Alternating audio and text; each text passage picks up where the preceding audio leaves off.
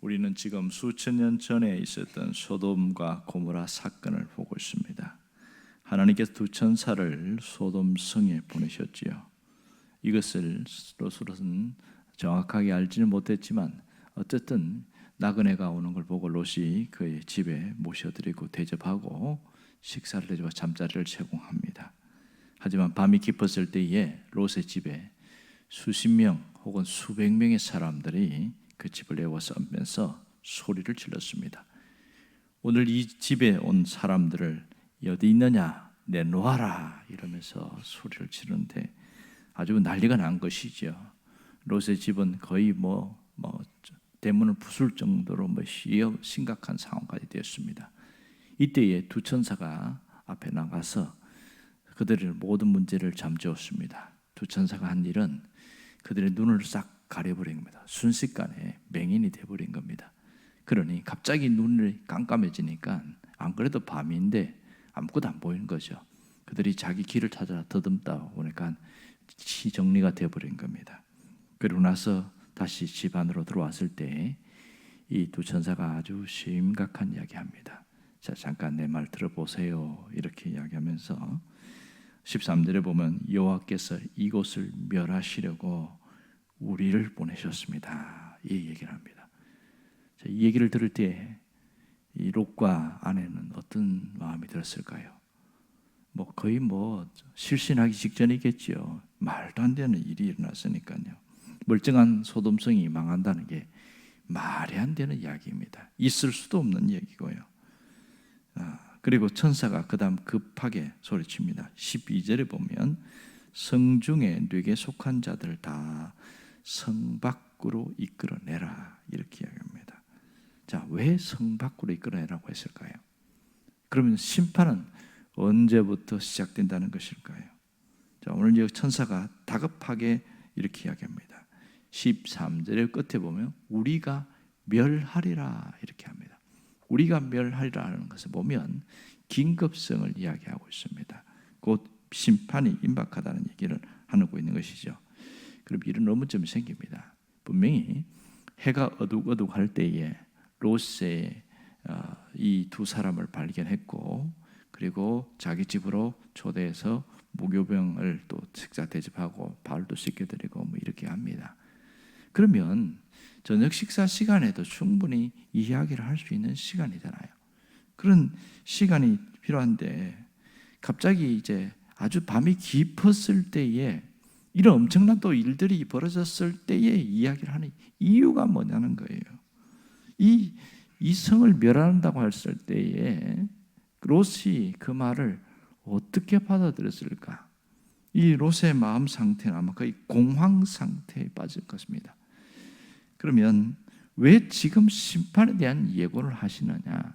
이유가 있죠. 그 이유는 만일 그 저녁 시간에 이야기했다면 롯은 그 말을 웃어 넘겼을 겁니다. 쉽게 말해서 농담으로 여겼을 겁니다. 말도 안 되는 얘기 그만하시고 그냥 편히 쉬세요 이랬을 거예요. 그런데 이 엄청난 사건이 벌어졌잖아요.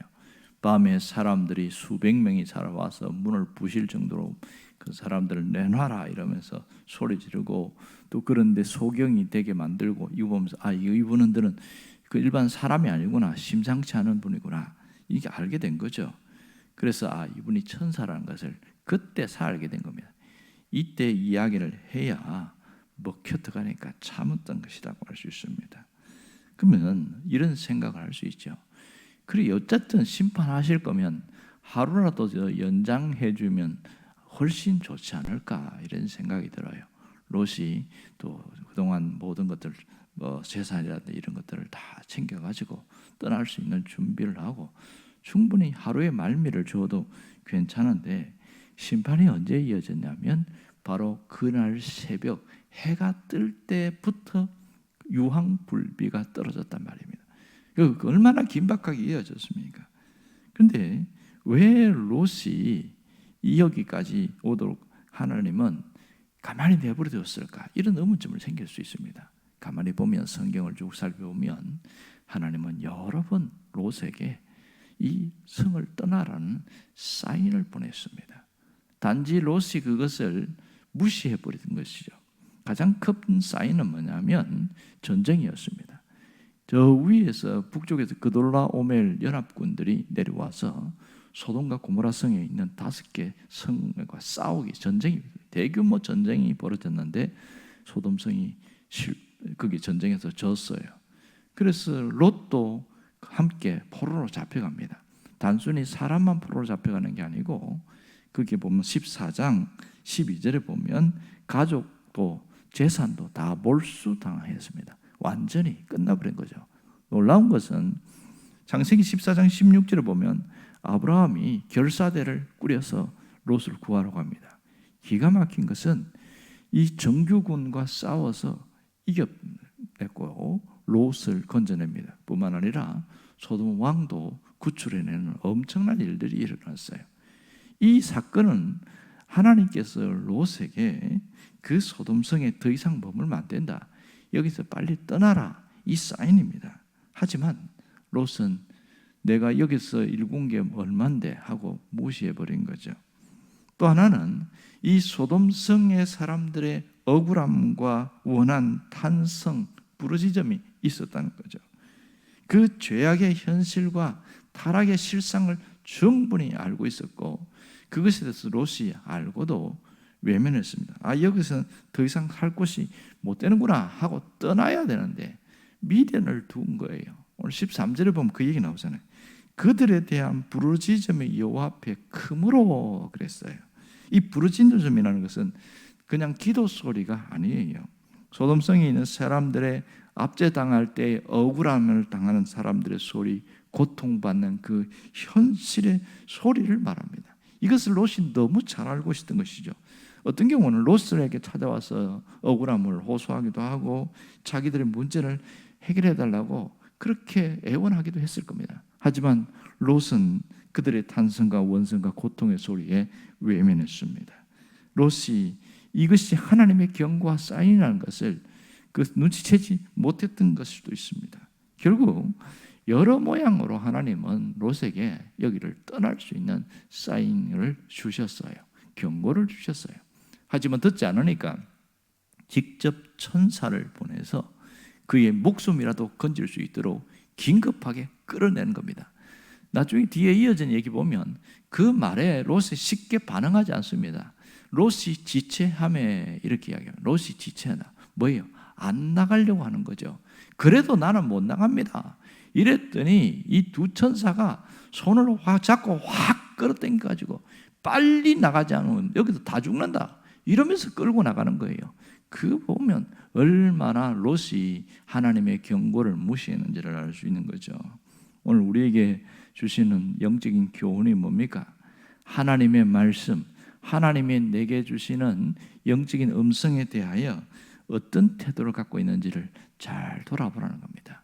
하나님이 우리에게 사인을 줄 때가 있어요. 좋은 것이든 좋지 않은 것이든 사인이 있습니다. 반드시 어떤 좋은 것이 일어날 때에도 하나님이 이것을 해라 이런 내적 감동으로 사인을 주셔요. 어떤 경우에는 경고의 사인이 있습니다. 이런 것에 대해서 긴박성과 어떤 두려움에 대한 사인을 주셔요. 그것은 하나님이 피하라 그런 사인입니다. 그런데요, 우리도 무시할 때가 있다는 거죠. 하나님께서 수도 없이 말씀하시지만 무시할 때가 참 많습니다. 하나님의 사인은 어떻게 나타나냐? 말씀으로 나타납니다. 주로 보면 내가 성경을 읽을 때나 설교를 들을 때나 말씀을 통하여 하나님의 사인이 나타납니다. 이것은 플러스도 있고 마이너스도 있다는 사실이죠.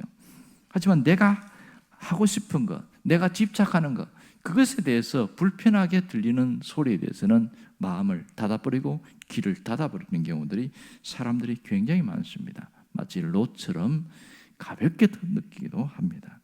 분명한 것은 하나님은 우리에게 언제나 분명히 사인을 주고 있다는 겁니다. 좋은 일이 일어날 때도 네가 지금 이 시간에 이렇게 해야 하나님의 역사가 나타난다. 그 사인을 주십니다. 그런데 우리는 하기 싫어서 안 해요. 또 어떤 안 좋은 일이 있을 때도 하나님이 경고의 메시지를 이렇게 우리에게 마음의 감동으로 주십니다. 긴박한 사인을 줍니다. 지금 기도하지 않으면 심각한 문제가 생긴다. 그런데 이렇게 잘 반응하는 사람들은요, 피해가기도 하고 또 하나님이 주시는 복을 받기도 합니다. 하지만 무시하는 사람, 가볍게 여기는 사람은 직격탄을 맞게 되어지는 경우가 굉장히 많습니다. 오늘 우리가 하나님의 사인에 민감할 수 있어야 됩니다. 하나님은 환경으로도 사인을 주시고요, 사람을 통해서 사인을 주십니다. 하나님의 사인에 민감한 자들은 엄청난 변화가 일어납니다.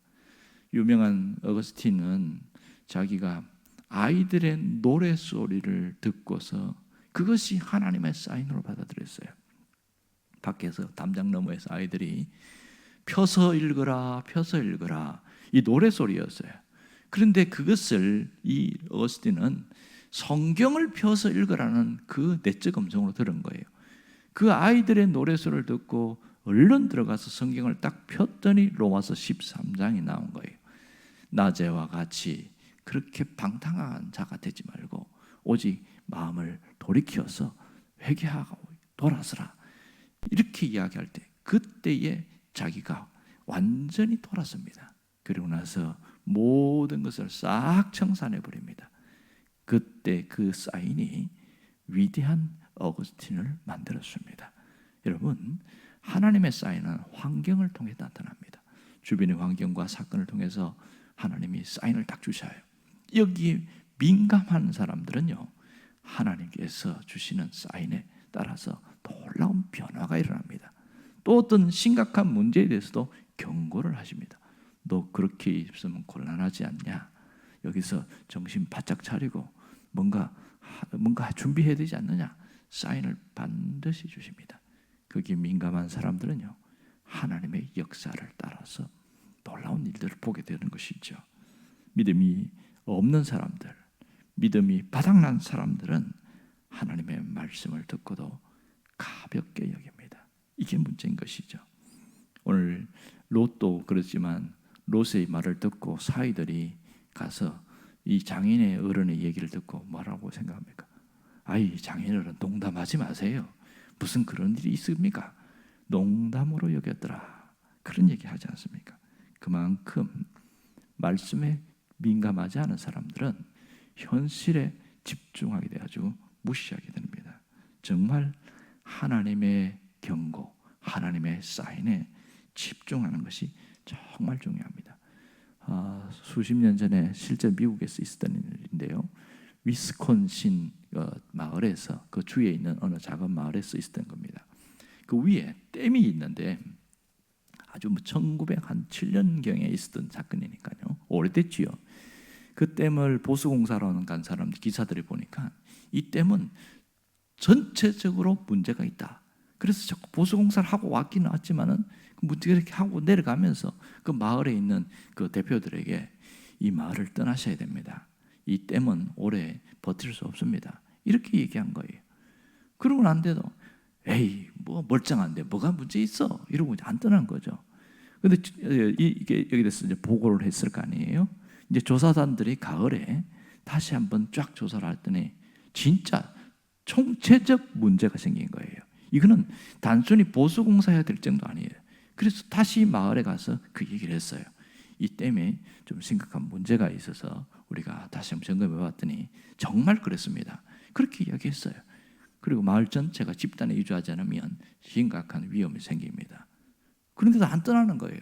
왜냐하면 조상 대대로 여기에서 우리가 살아왔는데 어떻게 떠나냐는 거예요. 이곳을 어떻게 떠나냐? 못 떠나겠다는 겁니다. 그리고 해가 바뀌었습니다.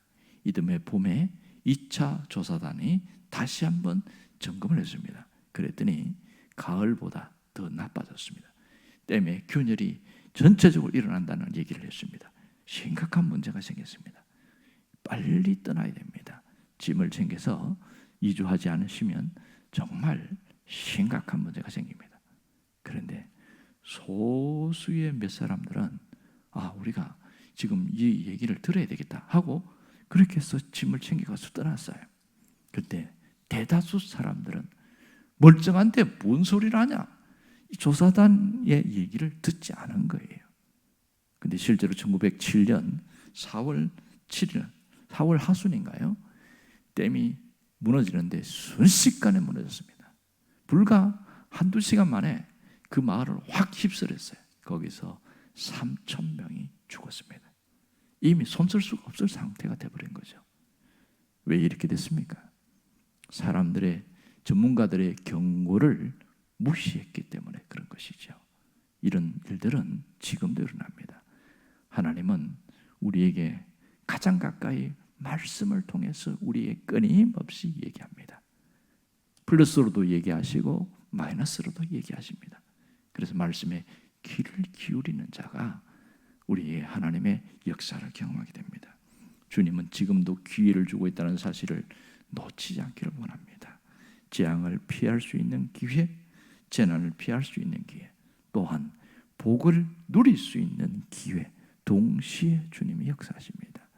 그래서 우리가 영적으로 민감한 자가 되게 해달라고, 하나님의 사인에 민감한 자가 되게 해달라고 그렇게 기도할 수 있기를 간절히 바랍니다.